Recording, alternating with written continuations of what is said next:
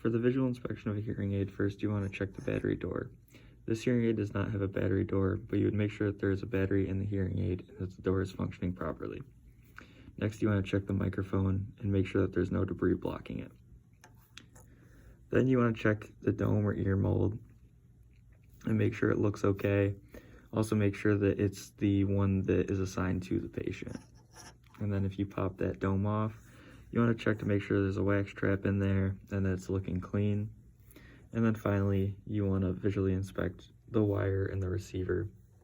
It may also be a good idea to check the serial number on the hearing aid to make sure it is the hearing aid assigned to the user. So to calibrate the test box, you're going to put the coupler right up against the reference mic.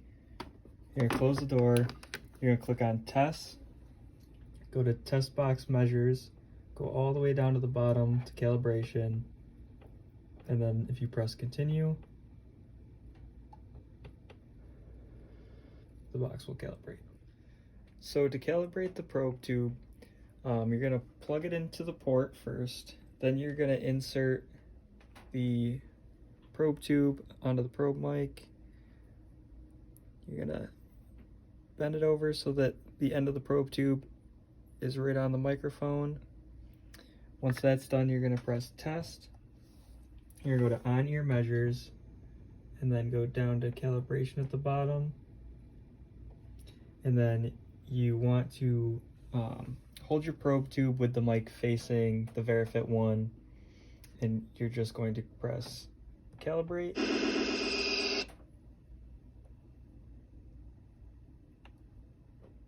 So to calibrate the probe mic, first you're going to insert the probe mic into the port.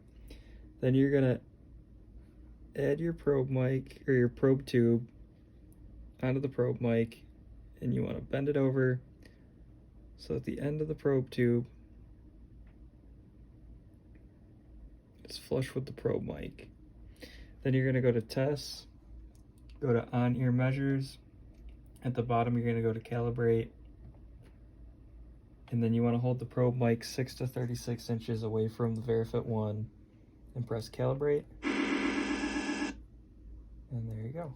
To calibrate the BTE coupler, what you're going to do is you're going to have the BTE coupler here connected to the transducer wire. Put that in the middle here. Close the test box. Going to click Tests.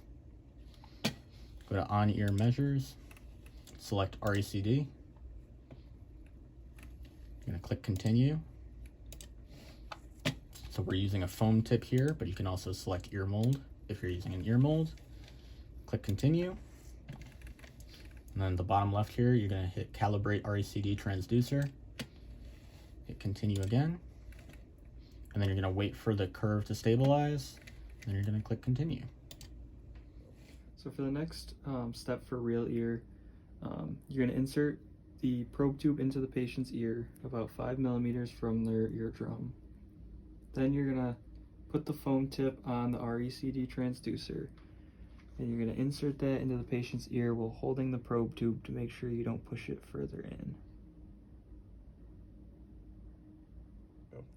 So next you're going to go to Measure Real Ear, click Continue, and then you're going to wait for those lines to stabilize. You're going to click Continue again. So that pink line is the patient's ear canal resonance. The green line is the coupler, and the blue and the dotted line at the bottom are the averages. You want the green and the pink line to mirror each other, but the pink line should be above the green line unless there's a leak. So for speech mapping, you're going to set up the coupler just like you did to calibrate the coupler. Then you're going to close the test box and click Test. From there, you're going to go to On-Ear Measures, Speech Mapping,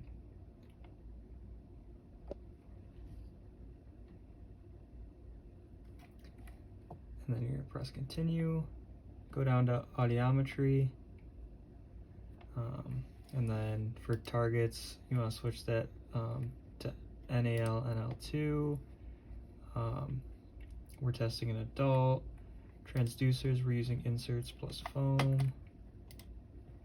And then we want to enter our bone conduction, and we want our RECD to be measured. We're just testing the left ear, so it's not binaural. We're going to press continue, and then we're just going to add our bone conduction. For this case, we're just going to do 30 across.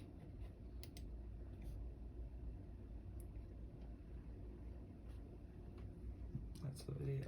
So to run speech mapping for a child, in this case we have a RIC, so we put the receiver in some putty and into the coupler, and then if you stick the body of the hearing aid into the putty, you can make it a little easier for the reference mic to line up to it. Then you're going to close the test box, you're going to click audiometry again, and then this time we're going to change the age from adult to whatever age the child is. We'll say that this child's 6 years old, and you press continue, and then you run the tests again.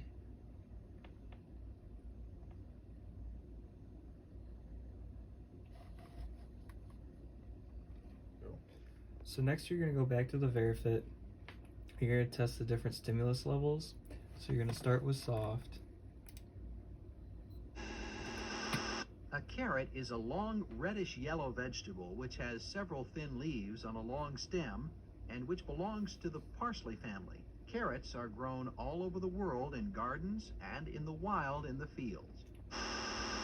A carrot is a long reddish-yellow vegetable which has So you're going to do that for each stimulus level, soft, medium, loud, and then you're also going to do it for MPO.